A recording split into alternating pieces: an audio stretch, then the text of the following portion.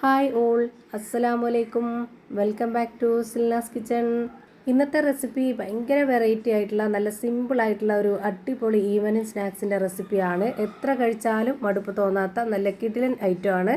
എണ്ണയും ഓയിലും ഒന്നും തന്നെ യൂസ് ചെയ്യേണ്ട, കുട്ടികൾക്കും വലിയവർക്കൊക്കെ ഒരുപോലെ ഇഷ്ടമാവും. അപ്പോൾ ഇതെങ്ങനെയാണ് തയ്യാറാക്കുന്നതെന്ന് അറിയാനായിട്ട് വീഡിയോ സ്കിപ്പ് ചെയ്യാതെ മുഴുവനായിട്ടൊന്ന് കണ്ടു നോക്കണേ. റെസിപ്പിയിലോട്ട് കടക്കുന്നതിന് മുമ്പായി സിൽനാസ് കിച്ചൺ ചാനൽ ആദ്യമായിട്ട് കാണുന്നവരാണെങ്കിൽ പ്ലീസ് ഒന്ന് സബ്സ്ക്രൈബ് ചെയ്തേക്കണേ. ഒപ്പം തന്നെ ഈ വീഡിയോസ് നിങ്ങൾക്ക് ഇഷ്ടപ്പെടുകയാണെങ്കിൽ ഒരു ലൈക്ക് ചെയ്ത് ഷെയർ ചെയ്ത് സപ്പോർട്ട് ചെയ്യാനും മറക്കരുത്. ഇനി നമുക്ക് ഇതെങ്ങനെയാണ് തയ്യാറാക്കുന്നതെന്ന് നോക്കാം.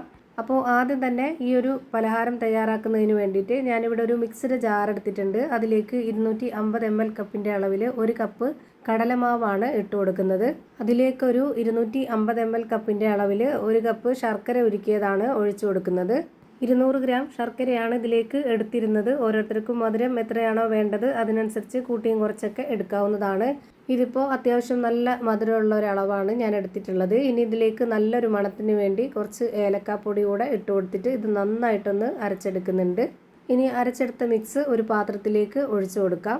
ഇപ്പോൾ ഞാനിതാ മുഴുവനായിട്ടും ഒഴിച്ചു കൊടുത്തു. ഇനി ഇതേ ജാറിൽ തന്നെ നമുക്ക് 250 ml കപ്പിൻ്റെ അളവിൽ 1 കപ്പ് ചോറ് ഇട്ട് കൊടുക്കണം. ഇതുപോലെ കപ്പ് നിറയെ എടുത്തിട്ടുണ്ട് ചോറ്. അതുപോലെ സാധാ അരിയുടെ ചോറായിരുന്നാലും റേഷൻ അരിയുടെ ചോറായിരുന്നാലും ഏതായിരുന്നാലും ഈ ഒരു അളവിൽ തന്നെ എടുക്കാവുന്നതാണ്. ഇനി വേണ്ടത് തേങ്ങാപ്പാലാണ്. ഞാനിവിടെ 250 ml കപ്പിൻ്റെ അളവിന് 1 കപ്പ് കട്ടിയായിട്ടുള്ള തേങ്ങാപ്പാൽ ഒഴിച്ചു കൊടുക്കുന്നുണ്ട്. തേങ്ങാപ്പാലിന് പകരം പശുവിൻ പാൽ മതി എന്നുള്ളവർക്ക് അത് ഒഴിച്ചു കൊടുക്കാം, കുഴപ്പമൊന്നുമില്ല.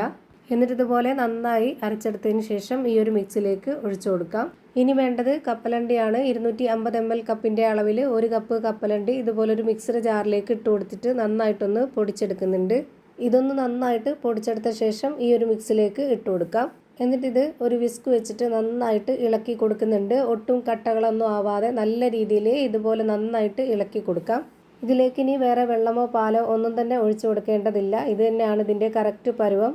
ഇനി വേണ്ടത് ഈ ഒരു മധുരത്തിനെ ബാലൻസ് ചെയ്യാനായിട്ട് ഒരു നുള്ള് ഉപ്പും കൂടെ ഇട്ട് കൊടുത്തതിന് ശേഷം ഒന്നുകൂടി ഇത് ഇളക്കി യോജിപ്പിച്ച് കൊടുക്കാം. ഇനി അടുത്തതായിട്ട് സ്റ്റവിലേക്ക് ഒരു പാൻ വെച്ച് കൊടുത്തതിന് ശേഷം ഫ്ലെയിം ഓണാക്കി കൊടുത്ത് അതിലേക്ക് കുറച്ച് നെയ്യ് ഒഴിച്ചു കൊടുക്കാം. ഞാനിവിടെ 2 ടേബിൾ സ്പൂൺ അളവിലുള്ള നെയ്യ് ഒഴിച്ചു കൊടുത്തു. എന്നിട്ടിത് ലോ ഫ്ലെയിമിൽ ഇട്ട് കൊടുത്തതിന് ശേഷം ആ ഒരു മിക്സ് മുഴുവനായിട്ടും ഇതിലേക്ക് ഒഴിച്ചു കൊടുക്കണം. ഈ ഒരു മിക്സ് മുഴുവനായിട്ടും ഒഴിച്ചു കൊടുത്തതിന് ശേഷം പിന്നെ നമുക്ക് ഒരു മീഡിയം ഫ്ലെയിമിലേക്ക് മാറ്റാവുന്നതാണ്. അത് ഇളക്കി കൊടുത്തുകൊണ്ടിരിക്കുമ്പം ഇനി ഇതുപോലെ കൈ വിടാതെ നന്നായിട്ട് ഇളക്കി കൊടുക്കാം. ഇത് ഇളക്കി കൊടുത്തുകൊണ്ടിരിക്കുമ്പോൾ തന്നെ നമുക്ക് ഇടയ്ക്കിടയ്ക്ക് നല്ല ടൈറ്റായിട്ട് വരുന്ന ആ ഒരു പരുവം വരുമ്പോൾ നമുക്കൊന്ന് ലോ ഫ്ലെയിമിൽ ഇട്ട് കൊടുക്കണം.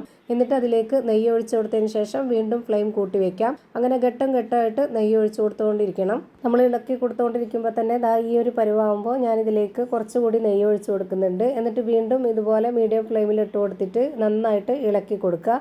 നെയ്യ് ഒഴിച്ചു കൊടുക്കുന്ന ആ ഒരു സമയമാകുമ്പോൾ നമ്മൾ ലോ ഫ്ലെയിമിൽ ഇട്ട് കൊടുക്കണം. അല്ലാന്നുണ്ടെങ്കിൽ പെട്ടെന്ന് അടുക്കി പിടിക്കും, പിന്നെ നമുക്ക് ഇളക്കി കൊടുക്കുമ്പോൾ ബുദ്ധിമുട്ടായിരിക്കും. അതുകൊണ്ട് ലോ ഫ്ലെയിമിൽ ഇട്ട് കൊടുത്തതിന് ശേഷം നെയ്യ് ഒഴിച്ചു കൊടുത്തിട്ട് വീണ്ടും ഒന്ന് ഹൈ ഫ്ലെയിമിലോട്ട് അല്ലെങ്കിൽ മീഡിയം ഫ്ലെയിമിലോട്ട് വെച്ച് കൊടുത്തിട്ട് ഇതുപോലെ നന്നായിട്ട് ഇളക്കി കൊടുക്കുക. ഇതുപോലെ ഘട്ടം ഘട്ടമായിട്ട് ഞാനിപ്പോൾ ഒഴിച്ചു കൊടുത്തിട്ടുള്ളത് 50 ഗ്രാമോളം നെയ്യാണ് ഈ ഒരു പലഹാരത്തിന്. ഇപ്പോൾ ദാ പാനിൽ നിന്നൊക്കെ വിട്ടുവരുന്ന ഈ ഒരു പരുവായിട്ടുണ്ട്. ഇനി നമുക്കിതിൻ്റെ ഫ്ലെയിം ഓഫ് ചെയ്ത് കൊടുക്കാം. എന്നിട്ട് ഇതിൽ തന്നെ വെച്ചിരിക്കരുത്, പെട്ടെന്ന് തന്നെ ഒരു ട്രേയിലേക്ക് മാറ്റാവുന്നതാണ്. ഞാനിപ്പോൾ ഇതുപോലെ ഒരു ട്രേയിൽ കുറച്ച് നെയ്യൊന്ന് സ്പ്രെഡ് ആക്കിയതിന് ശേഷം അതിലേക്ക് ഇത് മുഴുവനായിട്ടും ഇട്ട് കൊടുത്തിട്ട് ഇതുപോലെ കറക്റ്റ് ആക്കിയിട്ടൊന്ന് കൊടുക്കുന്നുണ്ട്. ഇങ്ങനൊരു ട്രേ തന്നെ വേണമെന്നൊന്നുമില്ല. നമുക്ക് സ്റ്റീലിൻ്റെ ചോറ് കഴിക്കുന്ന പാത്രമോ അല്ലാന്നുണ്ടെങ്കിൽ കറി ബൗളോ അങ്ങനെ എന്തെങ്കിലും വേണമെങ്കിലും ഒഴിച്ചു കൊടുത്തിട്ട് സെറ്റാക്കാവുന്നതാണ്. ഞാനിപ്പോൾ ഇവിടെ നല്ലപോലെ ഷേപ്പാക്കി എടുത്തിട്ടുണ്ട്. ഇനി ഇതിന് മുകളിലേക്ക് കുറച്ച് കപ്പലണ്ടി പൊടിച്ചത് കൂടെ ഇട്ട് കൊടുക്കുന്നുണ്ട്. ഒരു നിർബന്ധവും ഇല്ല, ഇത് കാണാനൊരു ഭംഗിക്ക് വേണ്ടി മാത്രം ഇട്ട് കൊടുത്തതാണ്. നിങ്ങളുടെ കയ്യിൽ അവൈലബിൾ ആയിട്ടുള്ള എന്തെങ്കിലും കപ്പലണ്ടിയോ അല്ലാന്നുണ്ടെങ്കിൽ അണ്ടിപ്പരിപ്പോ ബദാം, പിസ്ത അല്ലെങ്കിൽ ഈത്തപ്പഴം അങ്ങനെ എന്ത് വേണമെങ്കിലും ഉണ്ടെന്നുണ്ടെങ്കിൽ ഇട്ട് കൊടുക്കാം. ഞാനിവിടെ 2 മണിക്കൂർ നേരം ഫ്രിഡ്ജിൽ വെച്ചൊന്ന് സെറ്റാക്കിയതിന് ശേഷമാണ് എടുത്ത് കട്ട് ചെയ്യുന്നത്. നമുക്കിഷ്ടമുള്ള ഏത് ഷേപ്പിൽ വേണമെങ്കിലും വലിപ്പത്തിൽ വേണമെങ്കിലും കട്ട് ചെയ്തെടുക്കാവുന്നതാണ്. അതുപോലെ ഇത് ഫ്രിഡ്ജിൽ വെച്ച് തന്നെ യൂസ് ചെയ്യണമെന്നൊരു നിർബന്ധമില്ല.